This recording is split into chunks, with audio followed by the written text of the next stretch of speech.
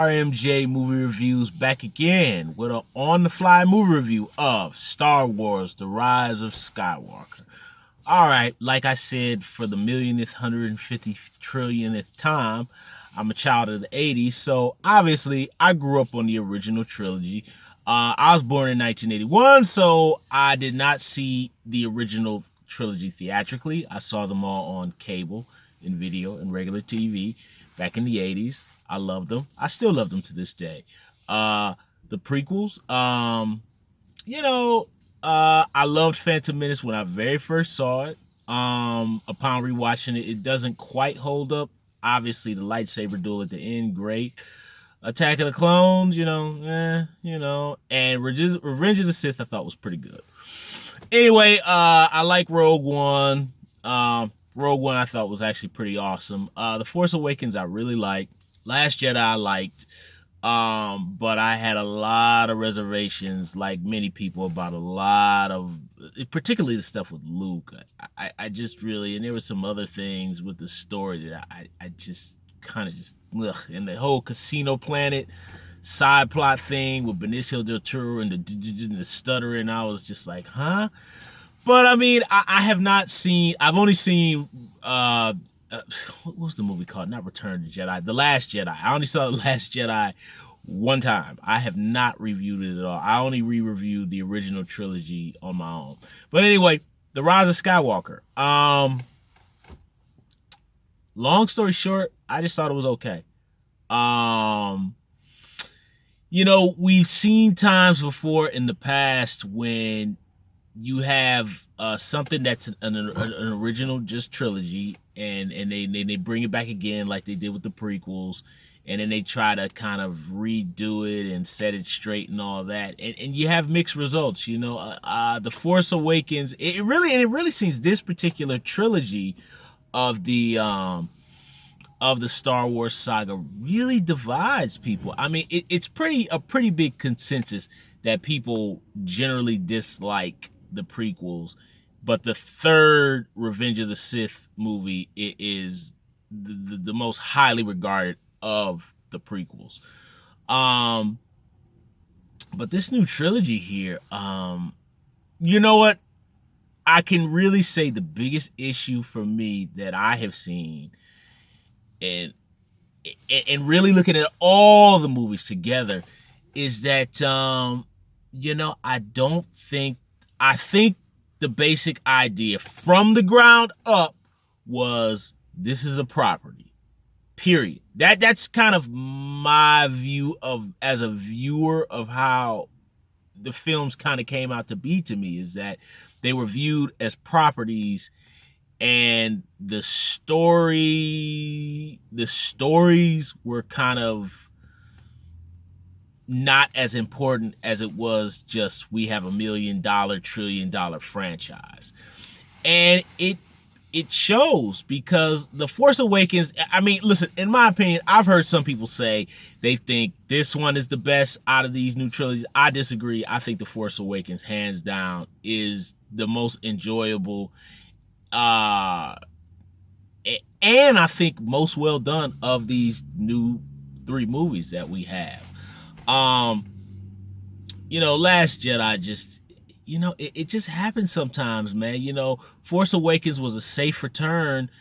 And, sometimes when you take a risk and you go too far with a property that you're trying to get back on track, it could just destroy everything. And I think really The Last Jedi just really, because this whole movie, I mean, it doesn't even really continue a lot of story and little subplots that were even brought up in Last Jedi. They're completely dropped here, and I don't want to give anything away or go into spoilers, but it like they were they dropped certain things, and then they were just totally ignored things, and then they were trying to realign and reset things, but then be very nostalgic like The Force Awakens and bring back stuff from the original trilogy. And, this movie feels to me, although in terms of aesthetically, visually, this movie is an eyegasm. it's so cool to look at. You know, you get all the Tron Legacy-esque glowing beams and reds and blues and all the marble floors, and then you get ocean planets and ice planets and different creatures. All that stuff is cool. And in particular, I don't care about 3D because I have glasses, but you know, on a whim, all the other shows were sold out, so I saw it in 3D, our early morning show, and the 3D was actually a lot of fun. You know, sometimes when you were flying, I felt like I was really going through stuff. I felt like I was on an amusement park ride, and all the action is it's very well directed. All those things are done. The production design, John Williams' score bringing back original themes from the original trilogy, and original characters making cameo appearances, characters, big and small. I'm not gonna give anything away, but you know, all the nostalgia and the production designs and the music and the action is great, but the story is just really convoluted, and this movie is too long. For me, I felt the movie ended at about an hour and 45 to me, and it just continues, and I kind of just got to the point where like I was just kind of like, why is this still going? Like, it should be over by now.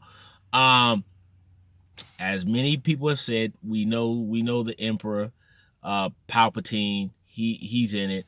And you know, the actor who's played him in the two previous third films of the original and the prequel trilogy, he knocks it out the park like he does. He played the role like he just put on a new glove. I'm not gonna get into details, but the Emperor's inclusion in this, you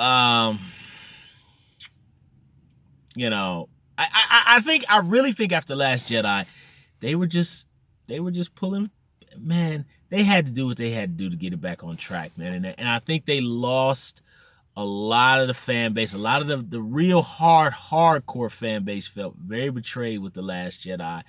I love the original trilogy, and I knew nothing was ever going to top it, so I wasn't really so upset by The Last Jedi, as I was more kind of bewildered and kind of just like what, huh? Like, with a lot of the stuff they did. But I wasn't like angry and, you know, and digressing a little bit, you know, being, you know, some of the hateful comments that they made about, in particular, the Asian actress. I'm sorry, I can't remember her name, but I'm just doing it for context. I thought that was just despicable. You know, I just think that's just wrong to take it to that level. But anyway, I just think people, the hardcore fans who get very emotional about it, just felt so betrayed by The Last Jedi that they had to rely on the nostalgia like they did, because Last Jedi took so many risks, kind of threw a lot of the nostalgia out the door, and kind of did its own thing, as Force Awakens was a very safe, nostalgia-driven return. And they just had to go back to that formula of doing like the nostalgia thing. And, you know, look, it's a safe, easy, consumptionable movie. But the problem is that the story is convoluted. And over these three movies, I do not know these characters. Rey, Finn, and I can't remember old boy from X-Men Apocalypse. I don't know these characters. I don't feel like they're running around and, no, don't die, and they're doing all these things, but I don't know them. I'm not invested. So really, I don't care. And really at the end of the day, I just didn't care what was going on. I just didn't care. It was cool to look at, and it was fun to see the little nods to the original movies and characters come back, and Billy D. Lando popping up. That's great stuff, but it can't erase the fact that the story is convoluted, and I don't care about these characters. I just don't. They're hugging at the end, and the swelling music, dun dun dun, and I'm like, who cares? That was my feeling about it. And you know, Finn, how his kind of romance from the second Last Jedi, the second movie, was just kind of dropped, and now they're just like buddies. They just kind of, hey, there's not even like a little wink, like, see you later. Nothing. I'm like, I mean, I felt in Force Awakens, they had a good solid base. We had some characters that could grow over 3 movies, but there is no growth. I don't know anything about these characters. When I watched the original trilogy, I know those characters, and I would even argue that with the prequels, by the 3rd movie, I really felt like I knew Obi-Wan Kenobi.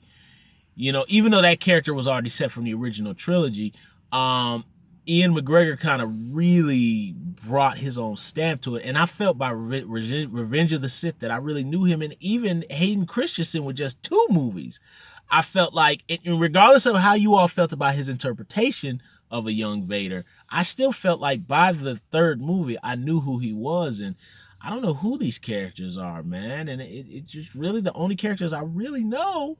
And I know Billy D, who only had 2 movies more than I know these guys, and they had 3. You know, I know Chewbacca, I know R2D2, and you know CP3O. I know them, but I you know, mini spoiler, I know the Ewoks more than these guys. I just didn't care what was going on. So look, all in all, as just a visual safe, big blockbuster movie, it was okay, and I thought it was all right. But you know, I just think Last Jedi just threw it off so bad that they just really had nowhere to go. I really think the Last Jedi did a lot of damage, man, to what really could have been cool. A really cool new trilogy, because regardless of people saying, oh, Force Awakens is too much like New Hope, those things are true, but I still think that there was a very good solid base to really take it in some really cool directions, and Last Jedi just really damaged it beyond repair. So all in all, it was okay. I'd recommend it, like, you know, go check it out on a matinee. I wouldn't even recommend seeing this thing at night, man. If you can, see a real early show like I did and get out early. But that's my review of Star Wars The Rise of Skywalker. You know, let's just move on to new things, man. You know, we have the original trilogy regardless of how dated it is. Thumbs up the video, subscribe to the channel, share the video, hit the little bell, leave comments down below.